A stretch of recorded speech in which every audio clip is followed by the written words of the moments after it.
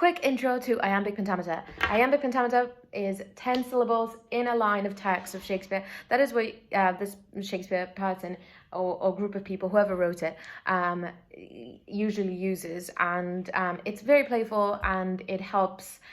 It's the rhythm of the heart. It goes dee-dum, dee-dum, dee-dum, dee-dum, dee-dum. So subconsciously, we, either as actors or audience in a play, we can feel and be part of the rhythm, be part of the story, be part of the text that's being shared. And then when there's a break in that, because consciously that's what the text says, we feel it first in our heart or in our gut, and then understand logically, the words of the character that's being said that is breaking with it. For instance, Leontes' speech, when this character that gets an extreme feeling of jealousy, and so his speech is so broken down, and the fact that it just jars so much with a dee-dum, dee-dum, it's no longer there, that you feel it in your gut instead of just, oh, I feel really jealous. It's more like, ugh, you know what I mean?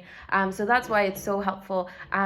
Many times we might look at the script of Shakespeare and say like, oh, wow, there's like no stage directions. This might be helpful or unhelpful. You could be like, wow, I'm so free, or be like, what the heck do I do now? Okay, cool thing is that within the structure of the text are the stage directions. So iambic pentameter is one of those things. Another thing is shared lines. So for instance, in Macbeth, you have did you not speak? And then the next character says when, and then the other character says now.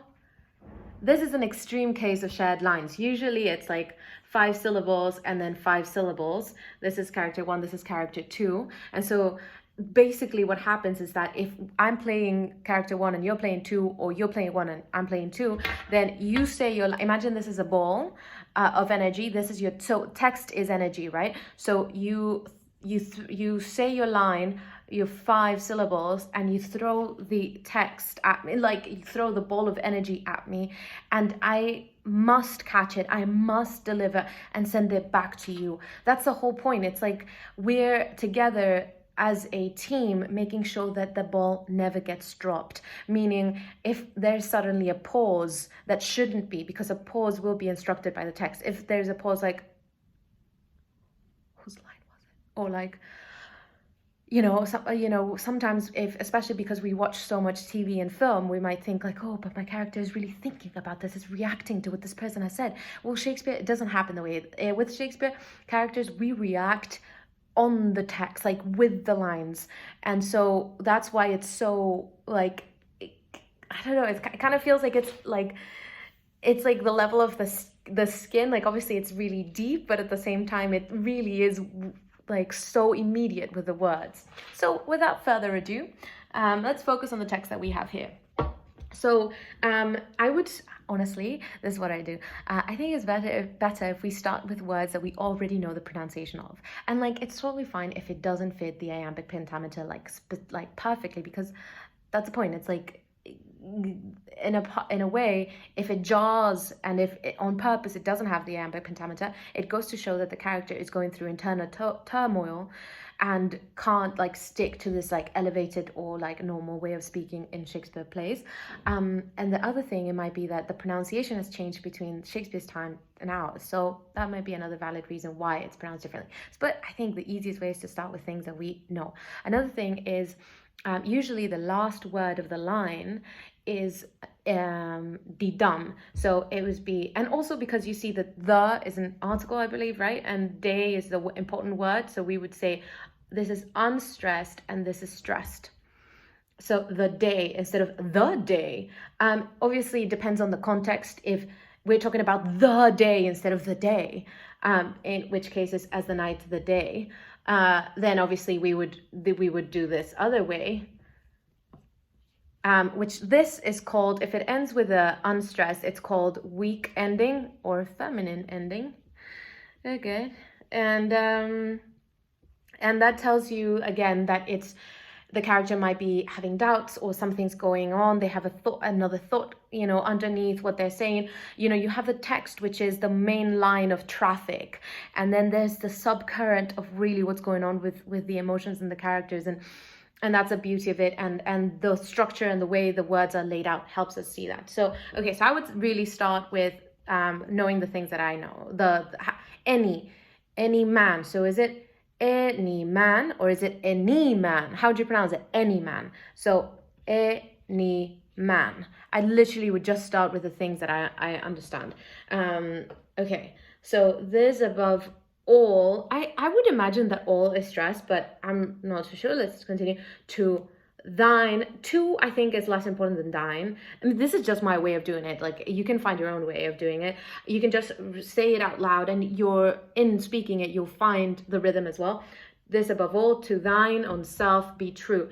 To thine own self be true. There we go. That's beautiful. End of that sentence. I'm not too sure about this above all or this above all. So is it unstressed above or above all? Is it like unstressed, stressed, unstressed? So I'm not too sure. That's why I always do it with pencil. And then we make up our minds, because ultimately that's the thing. Like, we need to take ownership of our creation, right? We do our homework and then we present it. And if the director's like, let's try it this other way, at least you tried it both ways and then you made a choice. And even if that choice is wrong, it's much better than coming to the director and being like, I don't know what to do. The director has tons of different things that are going on. So as one of my favorite directors ever said, don't come to me with problems, come to me with solutions. And in the extreme case that there is no solution, you have to come at least proposing like 2 possible options. And I think that's perfect. And that should go to everything, not just production plays. Don't you think that would be helpful if, like, at work, you have people that, like, oh, by the way, there is this problem, but I think, we can fix it this way and this way, instead of just saying, oh, by the way, there's a problem. Okay, great. And it must follow as the night the day. As the night the day. Follow. Okay, follow. And it must. And it must. So I could say, and it must follow. But I'm tempted to, as much as possible, go with the iambic pentameter, and only when it just doesn't make sense, break it. It's kind of like, it'll just be easier on your head at the end of the day. And the more we do it, the easier that it's becomes for us to understand what's the pattern and what's going on. Those canst not then be false to any man. Be false to any man. Then I think it would be good, go like this.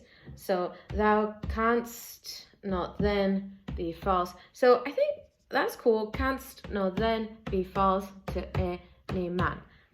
So I would start this above all. I would this above all. This above all. This above all to thine. I think it's stressed. I don't know about you. Okay, so this above all to thine own self be true, and it must follow as the night the day. Thou canst not then be false to any man. Great. I think that's pretty cool. It's from Hamlet, Act 2, Scene 3. And another thing that we would then focus after doing the iambic pentameter would be punctuation. So right here we have 2 dots, and right here we have a comma, and here we have a comma. And then with punctuation, let's also be aware that there's multiple versions of this text. I think the text was written after Shakespeare was died. So either there was another person that was actually writing the plays, or there's just different versions of the text anyway. So it's important to go revise we can all revise the first folio, which means, the original printing of it, and it gives you the original spelling, the original punctuation, and sometimes that gives you clues as to exactly what was going on. Sometimes the modern versions have different, obviously different spelling, but different punctuation, and that can vary the definition. So it's important to then us as artists kind of be like, okay, what punctuation do I think helps best this production that we're putting on? And then it's important to, this text is very physical, so it's important to ASAP get on our feet. Like, yes, do the research, yes, do this part, which is sitting down and thinking with a pencil, but it's also important that we then say, stand up. With exclamation marks, we jump and clap our hands. With a comma, we just shift in a very like, whoo, like suave way. And then with a full stop, that is a more like staccato movement. With a question mark, it's like we do, ooh, we rock backwards and forwards, because it you know, there's this uncertainty, or this thing that we're asking, right? We're not sure, therefore we're asking. Yeah, that's a question mark. Semicolon, I think it was like punch and switch, because so it's like a mixture of punch and switch as well, because there's a comma. You're welcome to invent your own that make sense to your body, like who you are. Okay, so again, let's say, okay, this above all, the two dots, and we switch. To thine own self be true, and it must follow, comma, as the night the day, comma, thou canst not then be false to any man. And we stop and switch to continue. Point is to play with the text. Another thing that we can do is every time there's a punctuation, we jump. So this is my favorite one. So this above all, jump a meter. To thine own self be true. Oh wait, now let's do it again. It's perfect. Making mistakes is really like the best. It's part of the practice, trust me. Okay, this above all, to thine own self be true, and it must follow, as the night the day, thou canst not then be false to any man. So the funny thing is that how different would the text be if it only had one punctuation? Then it would be, this above all, to thine own self be true, and it must follow, as the night the day, that thou canst be false to any man. So it just, let's do it again. What now if there was more punctuation in the text? This above all, to thine own self be true, and it must follow, as the night the day, thou canst not then be false to any man. Just by the fact that we are getting out of breath, that's the physical definition of the punctuation in Shakespeare text. It means that the ideas are either coming at different, points in one's mind. Therefore, it'd be like, I'm thinking about this, but this is also important, and this, and this, and this, and this, and this. And so the character is sort of physically out of breath because there's so many ideas that are coming to that person. The other option is if there are very few punctuations. It's this above all, to thine own self be true, and it must follow, as the night the day, that thou canst not then be false to any man. Even though I was out of breath because I was jumping just now, it's a very like composed text. Suddenly we feel that the character is at peace, really understands everything that's going on, is given a piece of advice perhaps that they've given plenty of times. The way the punctuation gives us the root of the feeling to really understand what really is going on with the character.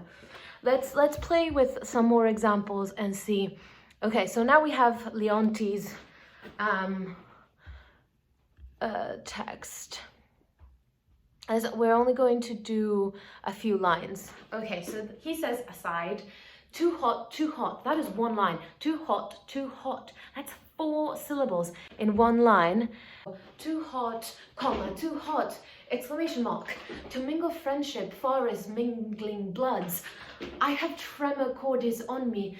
My heart dances, but not for joy, not for joy. This entertainment may a free face put on, derive a liberty from heartiness, from bounty, fertile bosom, and well-being. So we see how the physical portrayal is with the punctuation. So if there were no punctuation marks, it would read like this. Too hot to mingle friendship far as mingling bloods. I have tremor cordis on me, my heart dances, but not for joy, not for joy. This entertainment may a free face put on. It's like what is even going on? We need the punctuations, of course. But yeah, that's an example of how we can get into the physicality of the text and really enjoy it. And before we finish, there's one last thing. We only breathe when there's a punctuation. This doesn't mean that if you are not out of breath, like if we're fine with breath, we don't have to take a breath in, right? So Leontis says, no, in good earnest, full stop.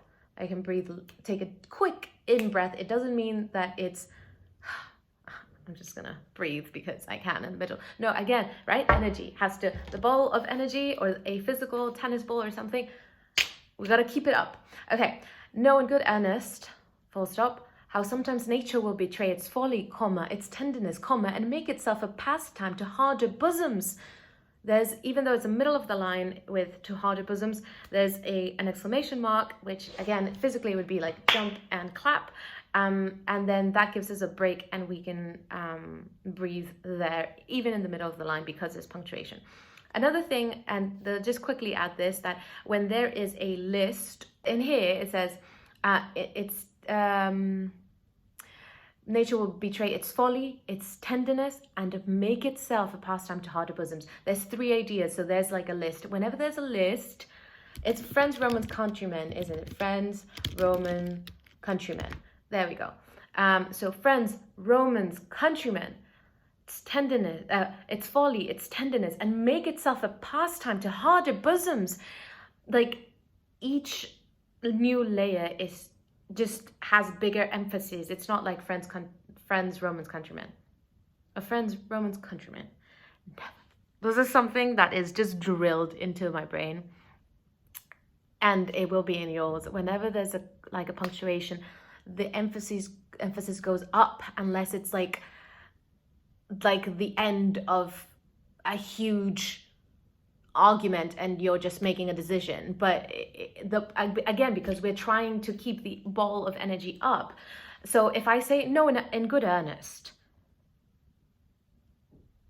it drops it more. It's like we have to be just cautious of that, so just use our criteria. So no in good earnest, how sometimes nature will betray its folly, its tenderness, and make itself a pastime to harder bosoms.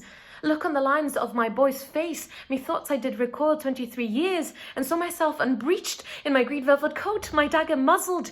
So let's just keep going up, and at the end with the punctuation, and that'll give us the cast this playful energy that's always going up rather than down. Let's see what it would sound like if every time there's a punctuation I would go down, which actually is a natural tendency of readers all around the world. We think, oh, it's the end of the sentence, let me just go down and down and down. And every time, if we hear a speech which goes like, no, in good earnest, how sometimes nature will betray its folly, its tenderness, and make itself a pastime to harder bosoms.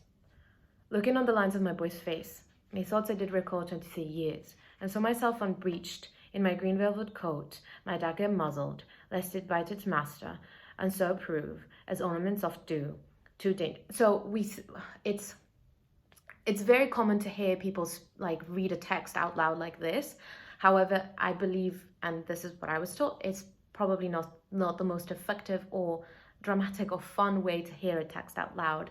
Rather, do the complete opposite of what we normally would do, which is go up in the punctuations. That's all the advice I have today in the intro to Shakespeare. This is just to pique your interest, to whet your appetite of just the marvel of Shakespeare. And there's so much more, and I'm very excited to it helps us understand that to see every other text that we get our hands on as a mini Shakespeare or as Shakespeare, and take and look at it as sacred. And even if you think like, oh, I would have written this differently, is there a reason? What's the reason why this character chooses these words? Even if it's grammatically incorrect, what is the background of the character? Justify the text rather than and find the character rather than judging the text or judging the character or judging the writer. Obviously, if it's goes against all of your beliefs, obviously no one's telling you to do it. I'm just saying that it's a good exercise to make the most out of any script that we have, and just having the love for Shakespeare and observing and exploring it to the depth that we can helps us then, when we have more contemporary texts, take the time as well and pry it open way more than we would normally do. I think that's what it's taught me, at least, knowing Shakespeare and then going into film texts. Well done, you're amazing. Thanks for sticking around. And if you have any questions, whatever, I'm more than happy to chat about the industry, film production, texts, etc. Hope that helps. Bye.